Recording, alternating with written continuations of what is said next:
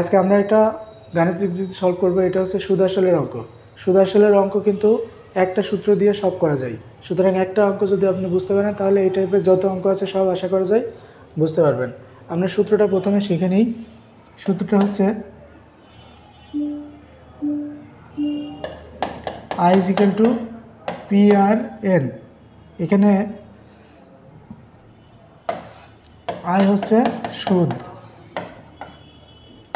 P হচ্ছে আসল, R হচ্ছে সুদের হার, N হচ্ছে সময় বা বছর। পাশাপাশি আরেকটা একটু শিখতে হবে, সেটা হচ্ছে A is equal to P plus I। এ হচ্ছে সুদ আসল, সুদ আসল মানে সুদ প্লাস আসল ইজ ইকুয়াল টু আসল প্লাস সুদ। এই অঙ্কটা দিয়ে এই সূত্র দিয়ে আমরা করবো। দেখেন কি বলছে, সরল সুদে কোনো আসল 12 বছরের সুদে আসলে 4 গুণ হয়, সুদের হার কত? সুদে আসলে 4 গুণ হয়, এই জিনিসটা একটু বুঝুন। দেখেন আমরা যদি ধরি যে ধরি আসল 100 টাকা, তাহলে সুদ আসল কত টাকা? 4 গুণ, মানে 4 গুণ 100 ইজ ইকুয়াল টু 400 টাকা। আমাদের লাগবে কিন্তু এই জিনিসগুলা, এইগুলা সব লাগবে।